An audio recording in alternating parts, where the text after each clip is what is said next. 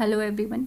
आज हम लोग पढ़ने वाले हैं एंडोक्राइनोलॉजी का सेकंड पार्ट। ठीक है, तो आज हम लोगों को समझना था हाइपोथैलेमिक हाइपोफाइजियल ट्रैक्ट और हाइपोथैलेमिक हाइपोफाइजियल पोर्टल सिस्टम में डिफरेंस क्या होता है। ठीक है, तो वो हम लोग आज समझेंगे डिटेल में। तो हाइपोथैलेमिक हाइपोफाइजियल ट्रैक्ट प्रेजेंट होता है पोस्टीरियर पिट्यूटरी में। ठीक है, हाइपोथैलेमिक हाइपोफाइजियल जो ट्रैक्ट है वो कहाँ प्रेजेंट है? पोस्टीरियर पिट्यूटरी में। और इसमें क्या होता है, इसमें जो हार्मोन का फॉर्मेशन है वो न्यूरॉन्स ही कर रहे हैं। ठीक है, इसमें क्या कर रहे हैं? न्यूरॉन्स ही हार्मोन फॉर्म करेंगे। इसमें कौन कौन से पोस्टीरियर पिट्यूटरी में कौन कौन से दो हार्मोन बनते हैं? एक बनता है ऑक्सीटोसिन और एक बनता है वैसोप्रेसिन, या जिसे हम लोग ADH भी कहते हैं। तो ये याद कैसे रखना है, कौन सा न्यूक्लियाई कौन सा हार्मोन बनाएगा। तो ये याद रखना है कि कौन सा न्यूक्लियाई कौन सा हार्मोन बनाएगा। ठीक है, तो पोस्टीरियर पिट्यूटरी से दो हार्मोन बनते हैं, ऑक्सीटोसिन और वैसोप्रेसिन। तो याद रखिएगा कि पैरावेंट्रिकुलर न्यूक्लियाई, इसमें V आ रहा है ना, तो पैरावेंट्रिकुलर न्यूक्लियाई जो है वो वैसोप्रेसिन बनाता है। ठीक है, पैरावेंट्रिकुलर न्यूक्लियाई क्या बनाता है? वैसोप्रेसिन बनाता है, जिसे हम लोग ADH भी कहते हैं। और सुप्रा ऑप्टिक, इसमें O आ रहा है ना, तो इसमें क्या होगा? ये ऑक्सीटोसिन बनाता है। ठीक है, इस तरीके से याद रखिएगा कि सुप्रा ऑप्टिक ऑक्सीटोसिन बनाता है और पैरावेंट्रिकुलर क्या करता है? ADH बनाता है, यानी कि वैसोप्रेसिन बनाता है। ठीक है, इसमें V है तो वैसोप्रेसिन और इसमें O है तो इसमें ऑक्सीटोसिन, ऐसे याद रखना है। और ये न्यूरॉन्स, ये जो न्यूक्लियस हैं यही फॉर्म करेंगे हार्मोन्स, और ये नर्व के थ्रू, न्यूरॉन्स के थ्रू आ जाएंगे सर्कुलेशन में। और ये क्या हो गया?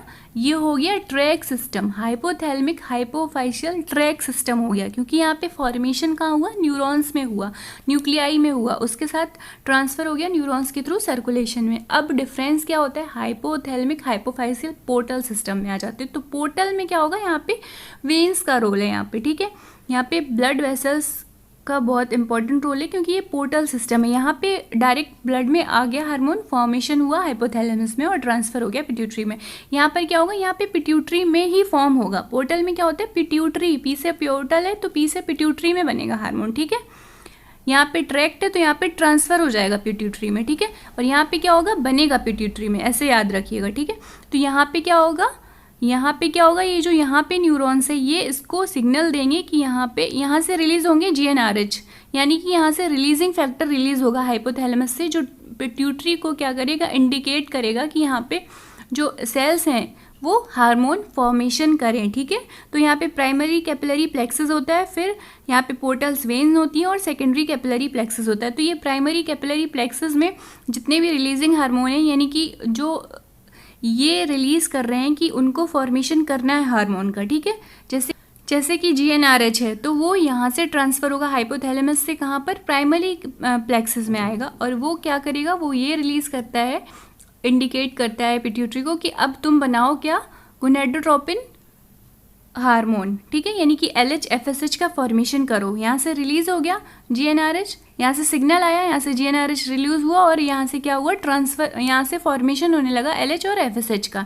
तो यहाँ पे फॉर्मेशन पिट्यूटरी के अंदर हो रहा है। पोर्टल में फॉर्मेशन जो होता है वो पिट्यूटरी के अंदर होता है। ठीक है, इसीलिए इसे पोर्टल सिस्टम कहते हैं। यहाँ पे जो सेल होती है उनमें सिक्रीटरी नेचर पाया जाता है, इसीलिए वो फॉर्म करती हैं हार्मोन्स को। ठीक है, तो अब हम इन सेल्स के बारे में डिटेल में पढ़ते हैं। तो एंटीरियर पिट्यूटरी को हम लोग देखते हैं डिटेल में। ठीक है, तो हम लोग देखते हैं कि एंटीरियर पिट्यूटरी में दो प्रकार की सेल प्रेजेंट होती है। कौन कौन सी? क्रोमोफोब और क्रोमोफिल। तो याद रखिएगा जो फोब है इन्हें स्टेनिंग से फोबिया है, यानी कि ये कलर स्टेनिंग नहीं लेंगी। ठीक है, और ये जो क्रोमोफिल है ये स्टेनिंग लविंग है। ठीक है, तो ये इनमें फोबिया है स्टेन से और इनमें स्टेनिंग से प्रॉब्लम नहीं होती, ये स्टेनिंग पसंद करती हैं। तो यहाँ पे जो क्रोमोफोब है वो भी 50% है और जो क्रोमोफिल है वो भी 50% है, यानी कि दोनों इक्वल अमाउंट में है। ठीक है, 50% इंटीरियर पिट्यूटरी क्रोमोफोब सेल होती है, 50% क्रोमोफिल होती हैं। अब डिफरेंस क्या होता है? इनमें पुअरली स्टेन है, क्योंकि इनमें फोबिया है तो ये पुअरली स्टेन है, और इनमें ग्रेन्यूल्स नहीं प्रेजेंट होते, ग्रेन्यूल्स लेस होती हैं ये। ठीक है, अब जो क्रोमोफिल सेल्स होती हैं वो कैसी होती हैं? ये बहुत ज़्यादा डार्कली स्टेन होती हैं। ठीक है, स्टेनिंग लविंग है ये। ठीक है, और इनमें क्या होता है? कंटेन करती हैं लार्ज नंबर ऑफ ग्रेन्यूल्स। ठीक है, इनमें large number of granules present होते हैं। और इम्पॉर्टेंट बात क्या है कि जो क्रोमोफिल्स हैं ये सिक्रेटरी नेचर की सेल्स होती हैं, यानी कि फॉर्मेशन क्या करेंगी? हार्मोन सिक्रीट कौन करेगा? यही करेंगी। लेकिन इनको कौन बनाएगा? इनको क्रोमोफोब ही बनाती हैं। तो ये क्रोमोफोब से डिराइव्ड होती हैं क्रोमोफिल। ठीक है, तो ये नॉन सिक्रेटरी नेचर की है, बट ये प्रिकर्सर होती है क्रोमोफिल सेल का, यानी कि ये बना रही है क्रोमोफिल को। ठीक है, और हार्मोन कौन बनेगा? क्रोमोफिल बनाएंगी। ठीक है, अब क्रोमोफिल का क्लासिफिकेशन देखते हैं किसके बेसिस पे, स्टेनिंग प्रॉपर्टी के बेसिस पे। अब ये खुद स्टेनिंग प्रॉपर्टी के बेसिस पे दो में डिवाइड हो गई है, स्टेनिंग लविंग तो है ही ये, लेकिन अब स्टेनिंग प्रॉपर्टी के बेसिस पे ये फिर से दो में डिवाइड हो गई, एसिडिक और बेसिक। ठीक है, तो एसिडोफिलिक जो होंगी वो 35% होती हैं और जो बेसोफिलिक होती हैं वो 15% होती हैं। ठीक है, एसिडोफिलिक 35% और बेसोफिलिक 15%।